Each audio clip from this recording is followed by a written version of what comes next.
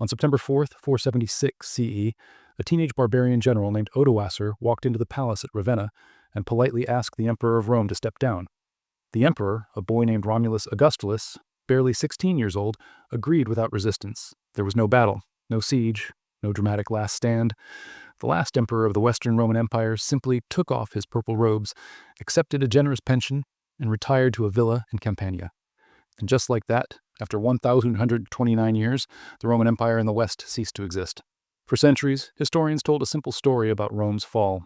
The barbarians did it. Hordes of Germanic warriors swept down from the north and destroyed the greatest civilization the world had ever known. It's a compelling narrative. Civilization versus barbarism, order versus chaos. The light going out across Europe as Rome burned. There's only one problem with this story. It's almost completely wrong. The barbarians didn't destroy Rome. Rome destroyed itself. By the time Odoacer walked into that palace, the Roman Empire had been systematically hollowing itself out for over 2 centuries. The institutions that had built the greatest empire in history had turned cancerous. The economy that had enriched millions had become a mechanism for extracting wealth and concentrating it in the hands of a tiny elite. The military that had conquered the known world had become a parasite bleeding the state dry. The barbarians didn't kill Rome. They simply walked into a corpse and divided up the remains. This is the story of how the Roman Empire committed suicide. And if the parallels to our own time make you uncomfortable, they should. Because Rome's fall wasn't unique. It was a warning. And we're still not listening. At its height in the 2nd century CE, Rome controlled an empire stretching from Britain to Mesopotamia, from the Sahara to the Rhine. Over 60 million people lived under Roman rule, perhaps a quarter of the world's population. For over 2 centuries, from 27 BCE to 180 CE, the Pax Romana, the Roman peace, brought unprecedented prosperity. A merchant could travel from Hadrian's Wall to the Euphrates using the same currency, protected by the same laws, traveling on roads maintained by the same government. This wasn't just military conquest. This was a sophisticated administrative system managing millions of people across thousands of miles without telephones, without computers, without any technology beyond parchment and horse. It was an extraordinary achievement. And the question that has haunted historians for centuries is this: how did something so successful, so seemingly permanent, completely collapse in just a few centuries? The answer begins with a date most people have never heard of. March 15th, 180 CE. The day Emperor Marcus Aurelius died. He was the last of the 5 good emperors, a philosopher king literally writing Stoic philosophy while commanding armies. His death should have been a manageable transition. He had an heir, his son Commodus, carefully groomed for power. But Commodus was not his father. Where Marcus was thoughtful and dutiful, Commodus was erratic and self-indulgent. He declared himself the reincarnation of Hercules and fought as a gladiator in the Colosseum. He renamed Rome Colonia Commodiana. He was eventually assassinated in 192 CE, strangled in his bath by a wrestler. What followed was the Year of the 5 Emperors. In a single year, 5 different men claimed the imperial throne. Armies loyal to different generals fought brutal civil wars. The message was clear. The throne went to whoever commanded the most loyal legions. Not to the most qualified, to the general with the biggest army. This was the crack in the foundation. And over the next century, that crack would become a chasm that would swallow the empire whole. This was the moment Rome crossed a line it would never uncross. The soldiers had just learned they could auction the empire to the highest bidder, and once that lesson was learned, there was no going back. The 3rd century CE was when Rome's internal rot became impossible to ignore. Between 235 and 284 CE, just 49 years, Rome had at least 50 different emperors. Most reigned for less than 2 years. Most died violently, murdered by their own soldiers, assassinated by rivals, killed in civil wars. This wasn't just political instability. This was the systematic destruction of legitimate government. Every time an emperor was murdered, the armies that supported the new emperor expected rewards, bonuses, land grants, tax exemptions. The imperial treasury became a piggy bank smashed open every time power changed hands. And power changed hands constantly. To pay for constant civil wars and soldier bonuses, emperors debased the currency. The silver denarius had been 95% pure silver under Augustus. By the 260s, it was less than 5% silver, just bronze with a thin silver wash. This triggered massive inflation. Prices increased by over 1,000% in some regions. The monetary system that had unified the empire's economy for centuries simply collapsed. But the crisis revealed something even more disturbing. Rome had lost the ability to solve its own problems. Every attempted solution made things worse. Emperors tried to restore order through authoritarianism, but this required larger armies, which cost more money, which required higher taxes, which impoverished the population, which reduced revenue. which forced more currency debasement, which caused more inflation, a death spiral with no exit. Emperor Diocletian, who took power in 284, tried radical restructuring. He divided the empire into 4 regions under different rulers. He doubled the army size. He expanded the bureaucracy massively. He fixed prices by imperial edict to combat inflation. He reformed the tax system, making it more efficient but far more oppressive. Diocletian's reforms stabilized Rome temporarily, but at enormous cost. The Roman state became a military despotism. Emperors became absolute monarchs, styled as living gods. The Roman citizen, who had once possessed legal rights and political agency, became a subject whose primary duty was to pay taxes and obey. And here's the cruel irony. These authoritarian reforms worked for a while. They gave Rome another century of existence, but they did so by fundamentally transforming what Rome was. The empire survived, but the Roman system died. There's a gravestone from this era, from a small North African town, erected by a farmer named Marcus Aurelius Antoninus. The inscription, barely literate, reads, "Here lies my son, age 7, killed by the tax collectors who came to take what we didn't have. I buried him with these words so the gods will know what Rome has become." The tax system Diocletian created was brutally efficient but utterly indifferent to human suffering. Tax obligations were tied to land, not productivity. If your crops failed, you still owed the same taxes. If you couldn't pay, the state could enslave you and your family. This created a perverse incentive that would quietly give birth to something even darker, medieval serfdom. Small farmers who couldn't pay had 2 options: flee to cities and disappear into urban poverty, or pledge themselves to local aristocrats who would pay their taxes in exchange for binding them to the land. Tens of thousands chose the second option, transforming from free citizens into colony, semi-free agricultural workers bound to the land. Not quite slaves, but not free either. They couldn't leave. Their children inherited their status. This was serfdom, developing not after Rome's fall, but within the Roman Empire itself. Meanwhile, the great landowning aristocrats became increasingly powerful and independent. They built private armies. They fortified villas that could resist tax collectors. They administered their own justice. They became mini-states within the state, paying nominal allegiance to Rome but functionally independent. The empire wasn't being conquered from outside. It was being privatized from within, piece by piece, estate by estate. In the army, Rome's greatest strength was about to become its executioner. By the 4th century, the Roman military had transformed into something unrecognizable. The legions that had conquered Gaul had been composed of Roman citizens serving fixed terms. The late Roman army was increasingly made up of barbarians, Germanic tribesmen recruited from beyond the frontier who served for pay and had little loyalty to Rome. This wasn't because Romans had become less warlike. Military service had simply become economically unattractive. It once offered social mobility, the chance to rise from peasant to centurion to earn citizenship, to acquire wealth.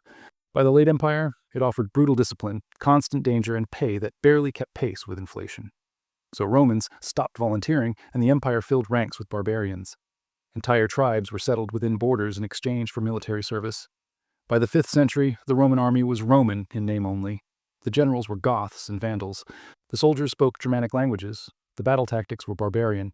Rome was paying barbarians to protect it from other barbarians. The barbarians being paid often had more in common with Rome's enemies than with the civilization they were defending. The case of Alaric the Visigoth illustrates the insanity. Alaric was a Gothic chieftain commanding troops in the Roman army. He fought for Rome, won battles for Rome, and expected payment for his warriors. When the government stalled, Alaric did what any ambitious Roman general would do. He marched on Rome. In 410 CE, Alaric's Visigoths sacked Rome itself. For the first time in 800 years, a foreign enemy had breached the city walls. The psychological shock was immense. St. Jerome declared, "The whole world perished in one city." But here's what's crucial. Alaric didn't invade Rome to destroy it. He invaded to force the government to pay what it owed him. He was a Roman general demanding his wages. The sack of Rome wasn't an external invasion. It was a labor dispute settled through violence. And this reveals something critical about Rome's collapse.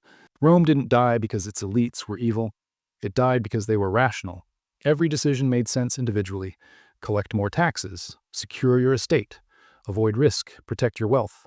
But collectively, those rational individual decisions destroyed the system that protected them all. The aristocracy optimized for personal survival and accidentally killed the empire. The barbarians at the gates weren't invaders. They were employees who had stopped getting paid. And they were about to foreclose on the empire. While the military deteriorated and the economy collapsed, Roman politics descended into toxic incompetence. The late Roman government was simultaneously authoritarian and weak, capable of oppressing its own citizens, but incapable of addressing actual threats. The Senate had become an irrelevant social club. Real power lay with the emperor, but the emperor was increasingly a figurehead. controlled by generals and ministers manipulating him for their own benefit. Court politics became a blood sport. Factions formed, rivals were accused of treason and executed. The government became paralyzed by fear and internal power struggles. Emperor Honorius, who ruled from 395 to 423, exemplifies the dysfunction. When told that Rome had been sacked by Alaric, Honorius reportedly panicked, thinking they meant his favorite chicken, which he had named Rome. Once assured the chicken was fine, he relaxed. Whether true or apocryphal, it captured how contemporaries viewed him. A useless figurehead concerned with trivialities while the empire collapsed. The disconnect between government self-image and reality became absurd. In 418, while Visigoths controlled Spain, Vandals controlled North Africa, and Burgundians controlled the Rhone Valley, the imperial government issued a decree forbidding Romans from wearing barbarian-style trousers. That was the priority. Cultural purity through clothing regulations while the empire disintegrated. This wasn't stupidity. It was something worse. It was the calcification of a system so disconnected from reality it could no longer perceive its own collapse. The government continued functioning, issuing laws, collecting taxes where it could, maintaining the fiction of authority, even as actual control slipped away province by province. In 439 CE, the Vandals captured Carthage, Rome's breadbasket, the source of grain that fed the capital. It was catastrophic. The government's response? A diplomatic letter expressing concern and suggesting negotiations. The Vandals ignored it and began raiding Italy itself. Rome's response was to hold a council debating whether it was theologically proper to rebaptize Christians baptized by Arian bishops. The Vandals were sailing to the Italian coast, and Rome was arguing about baptism. Meanwhile, the economic foundation crumbled. Cities, the engines of Roman growth, were depopulating. Without security on roads, trade became too dangerous. Without trade, cities lost their purpose. Wealthy citizens retreated to fortified rural estates. The urban poor followed them into dependency or starved. Great cities shrank to small towns. The network of Roman roads became death traps infested with bandits. The postal system broke down. The common currency stopped circulating in many regions. Local economies reverted to barter. The economic integration that had made the Roman Empire more than just conquered territory dissolved, and the aristocracy, the people with wealth and education to potentially save the system, had psychologically checked out. They retreated to estates, built private armies, and focused on preserving personal wealth. Why sacrifice for an empire that seemed doomed? Better to build your own little kingdom and wait for the storm to pass. This was the mentality of a dying civilization, not fighting to save itself, just hoping to preserve individual privileges while everything collapsed around them. By 476 CE, the Western Roman Empire had become a fiction maintained by bureaucratic inertia. The empire existed on paper but nowhere else, and everyone knew it. When Odoacer deposed Romulus Augustulus, he didn't even declare himself emperor. The title had become meaningless. Instead, he sent the imperial regalia to Constantinople with a polite letter saying the West no longer needed its own emperor. The Eastern emperor accepted this fiction. On paper, Odoacer ruled as his viceroy. In reality, he was an independent barbarian king. For decades, people expected Rome to come back. The Eastern Empire still existed, wealthy and powerful. Surely they would reconquer the West. Surely this was temporary. Rome was eternal, except it wasn't. The Western Roman Empire was gone. Not conquered by a superior civilization, not destroyed by catastrophic invasion. It had simply collapsed under the weight of its own dysfunction. The barbarian kingdoms that replaced Rome didn't see themselves as destroyers. They saw themselves as Rome's heirs. They kept using Latin. They maintained Roman law. They employed Roman administrators. They minted coins with Roman imagery. They wanted to be Roman. They just didn't want to be ruled by the incompetent government in Ravenna. This is the great irony. The barbarians didn't want to destroy Roman civilization. They wanted to join it. But the Roman state had become so rigid, so unable to integrate these peoples, that the only way to access Roman civilization was to tear down the Roman government. So what killed Rome? Not the Goths or Vandals or Huns.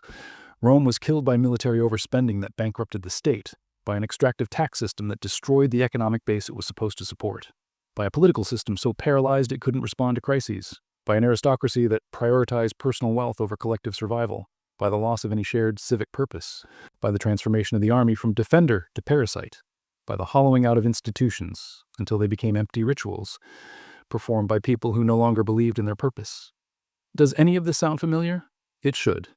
Rome's collapse wasn't unique. It's a pattern that repeats whenever societies prioritize short-term private gains over long-term collective survival, when institutions become captured by elites and serve only elite interests, when military spending becomes untethered from security needs, when inequality reaches levels that destroy social cohesion, when politics becomes purely about power rather than governance. For millions of ordinary people, Rome's fall was probably a relief. They were freed from crushing taxation and arbitrary requisitions by corrupt officials. Life continued. Farmers still farmed. Merchants still traded. The infrastructure decayed, yes. Literacy declined. The economy simplified. But ordinary life went on, often less burdened than under late Roman rule. The tragedy wasn't that Rome fell. The tragedy was that it fell so needlessly, through failures that were entirely preventable.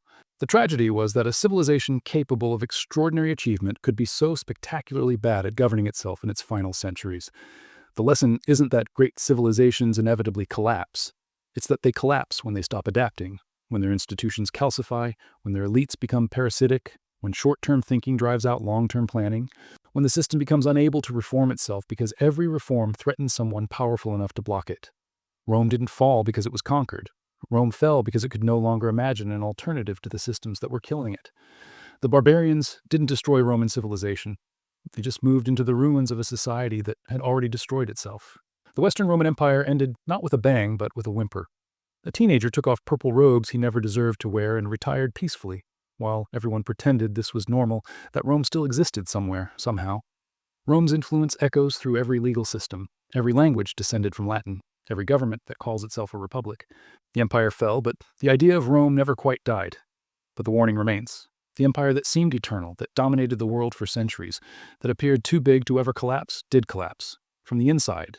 Through failures that were obvious but impossible for the system to correct. Rome didn't collapse because no one warned them. It collapsed because everyone warned them, and nothing changed. The question Rome's fall poses to us is simple and terrifying. If it happened to them, what makes us think it can't happen to us?